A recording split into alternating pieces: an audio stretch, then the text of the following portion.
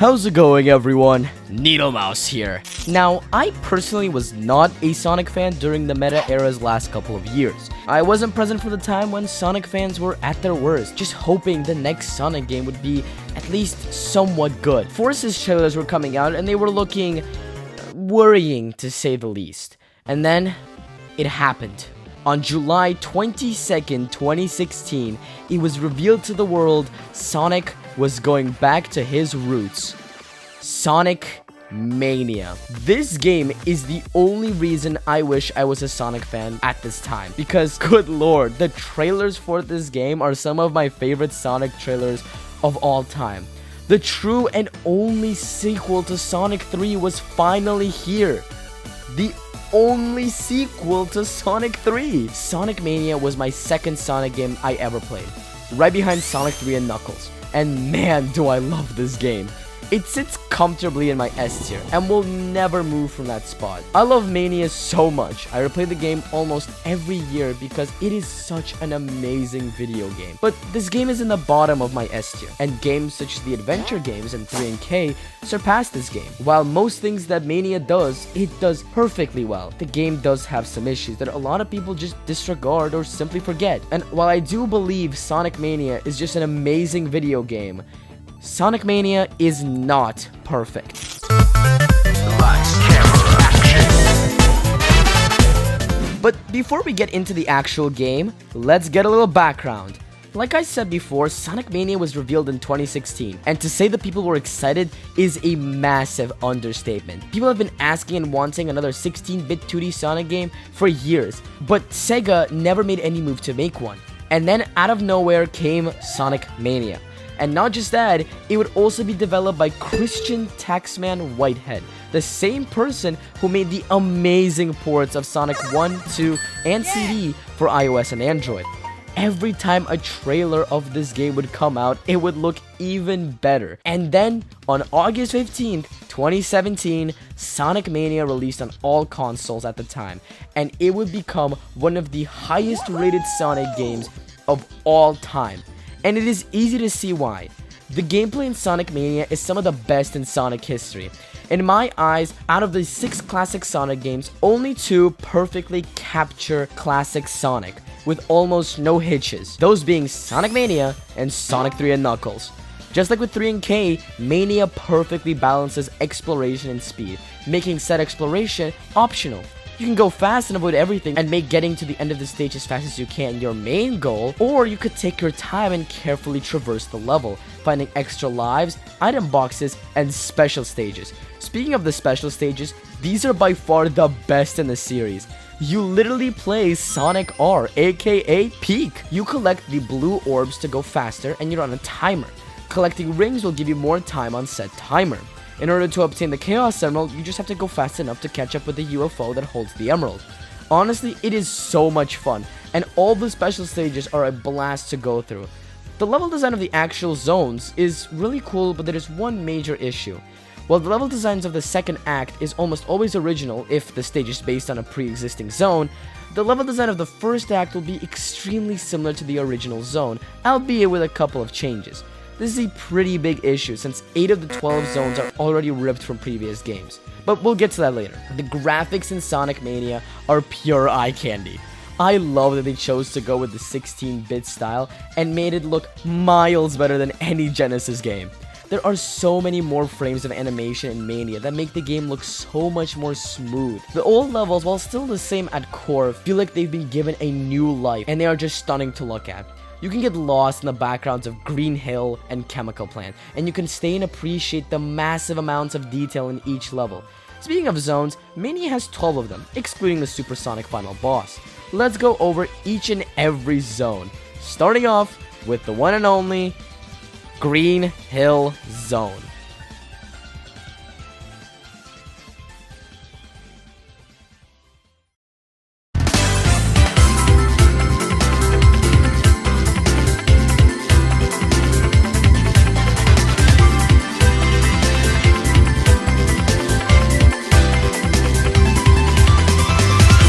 Hill returns now for the third time as the opening stage in a Sonic game. And while I'm very tired of seeing this zone, Mania's version of the iconic zone is the best in the franchise. And Act 2 makes it a lot more unique, adding small water sections and zip lines as well as some very clever environmental pieces that make this version of Green Hill Zone just a blast to go through.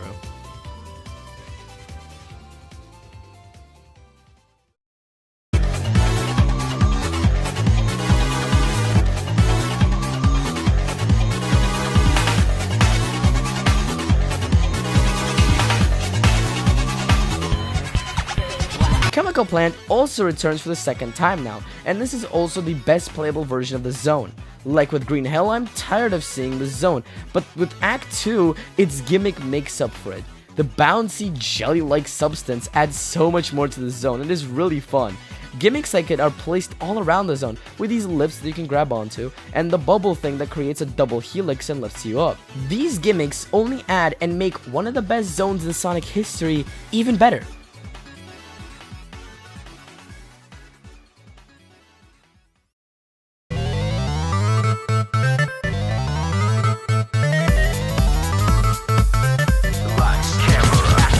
When I say Studiopolis is a serious contender for the best classic Sonic zone ever, yeah, no, it is peak. Not only is this zone one of the 4 unique zones in Sonic Mania, the level design in said level is just amazing. Both Acts 1 and 2 are genuinely so much fun and an absolute blast to go through. The environment is probably my second favorite in the game, only second to the last zone of the game. Studiopolis is just a marvelous level and is one of the best in the Sonic franchise.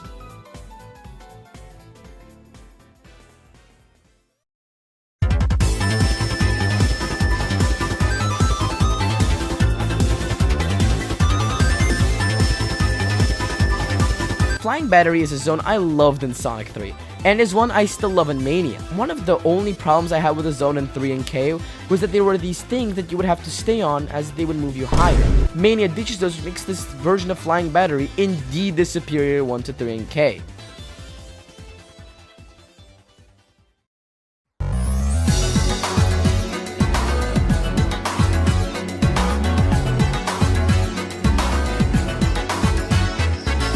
Press Garden is our second of the 4 original zones, and is also one of the best classic Sonic zones ever. The original zones in this game really show that if the Mania team got a chance to create a fully original Sonic game, it would have been the greatest Sonic game of all time. Anyway, Press Garden. Starting off with the environment, it's probably the best in the game, or at least tied with the final zone. In the first act, you traverse a massive printing press facility, which is cool enough on its own, but in Act 2, it's this absolutely beautiful zone. A snowy environment filled with these stunning sakura trees. And the zone isn't just beautiful, but it's also really fun. The level design is pure peak, and the gimmicks of the stage, with Act 1 having these conveyor belts, and Act 2 having Sonic and Co freezing over to smash through ice, is just beyond fun. All in all, Press Garden is honestly such an amazing stage.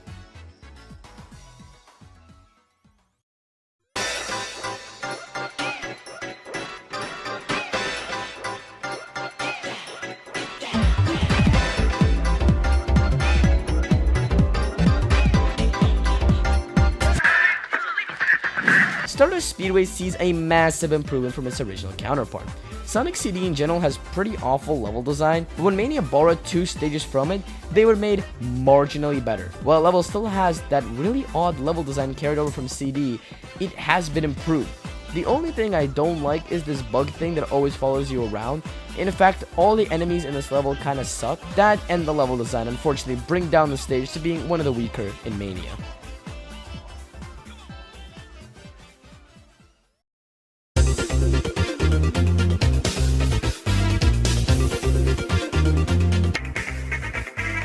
Hydrosity returns in this game from 3 and K, and it honestly feels like a side grade. There are a lot of neat additions such as these boats, but honestly this level feels almost like the same one from Sonic 3. On the bright side, Hydrosity is the best Sonic water level of all time, so it's not too bad.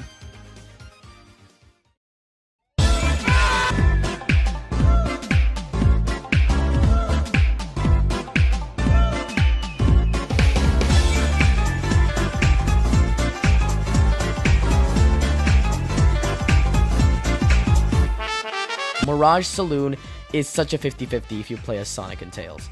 Act 2 is such a blast to go through, with the environment being cool as hell, but Act 1 is an auto-scroller. This act is one of the biggest issues I have with Mania. It just sucks. It's the only level in the game that I outright dislike. It's Sky Chase from Sonic 2, but ever so slightly better. At least there's this brief train section that is really fun. If you notice though, I said that if you play as Sonic and Tails, you play through this act. But if you play as the echidna that's rougher than the rest of them, the best of them, you can get an act dedicated just to him. And wow, is it so much better. This single-handedly saves the zone and makes it a whole lot more enjoyable.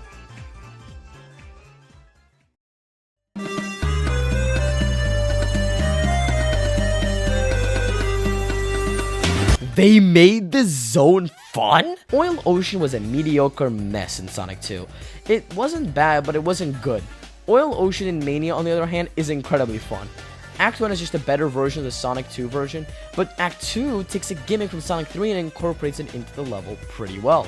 As Sonic and Tails accidentally blow up the facility, it sets on fire. Yeah, already this game makes more sense than Sonic 2, so bonus points for that. The exploding facility releases a noxious gas that saps your rings and obscure your visibility. To get rid of it, you must jump on the switch to pull them, or you can get in a freaking submarine. Yeah, this is so much more peak than 2's version of the stage.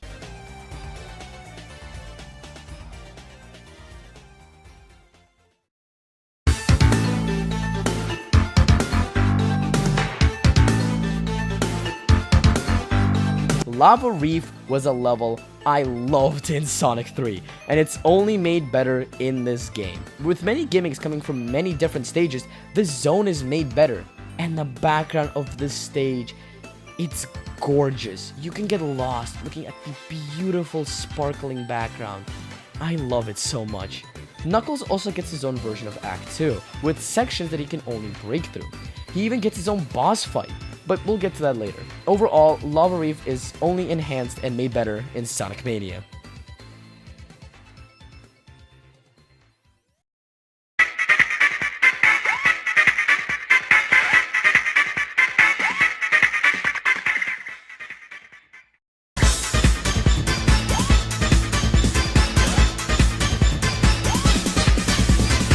Metallic Madness. Now, originally, this was the best zone in my eyes from Sonic CD, and the Mania team made this a top 5 level in the game.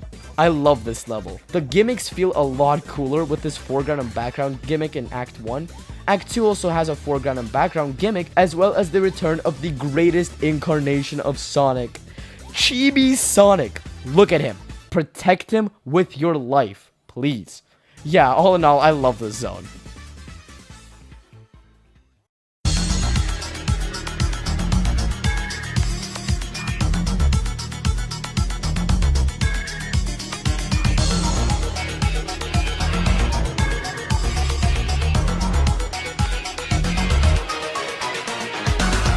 Finally, we have reached the Titanic Monarch.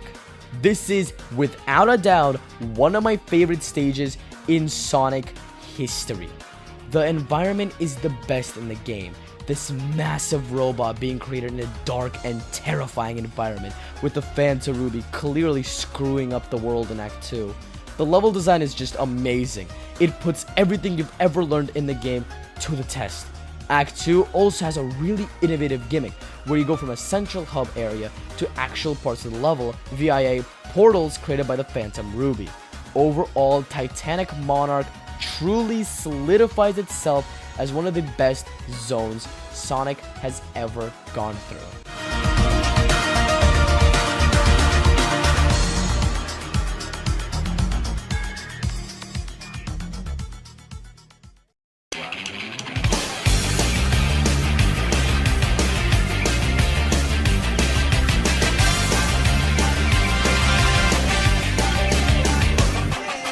And finally, we have our 13th special zone. If you choose to collect all 7 Chaos Emeralds, you get to duke it out with the Phantom King and Eggman in this weird mech thing. Well, this is nothing special when it comes to supersonic fights. It does go pretty hard overall. But these zones would be nothing without the music. Heralded by the one and only T. Lopes, this is perhaps one of the greatest Sonic OSTs ever created. T himself is an extremely talented composer, and he brought life to these zones unlike any other. His remixes of Green Hill, Chemical Plant, Metallic Madness, Hydrosity, and more are all unbelievable. But his original songs? Good lord, Studiopolis, Titanic Monarch, and Press Garden are all just amazing. To say T. Lopes burst expectations is an understatement and a half. This is a top 10 Sonic OST at the minimum. The bosses are actually just as good as the zones, most of the time. Almost all the bosses in Mania are very cool. The Chemical Plant Act 2 and the Stardust Speedway Act 2 bosses come to mind. You playing Puyo Puyo with Dr. Eggman in Chemical Plant and duking it out with Metal Sonic and Stardust Speedway. But there are some misses. The Metallic Madness Act 2 boss and the Mirage Saloon Act 1 boss for Sonic and Tails come to mind, as they kinda suck. But most bosses in this game are really fun, no matter which character you play as. Speaking of which, let's talk about them. Prior to the Mania Plus expansion, there were 3 playable characters. Sonic, of course, Tails, and Knuckles. All 3 have their iconic spin dash, but Sonic has a brand new move known as the drop dash, and this is one of the greatest moves Sonic has ever gotten. Holding X in mid-air will rev up a spin dash, and once you hit the ground, you will instantly blast off, and make him stand out from the other characters. Tails still has his iconic flight, and that's about it. I mean, what else is he supposed to have, to be fair? Finally, we have Knuckles, who has his gliding and climbing, and that's about it. But man, do these animations look stunning. This is actually some of the best animation in Sonic history. I love it so much.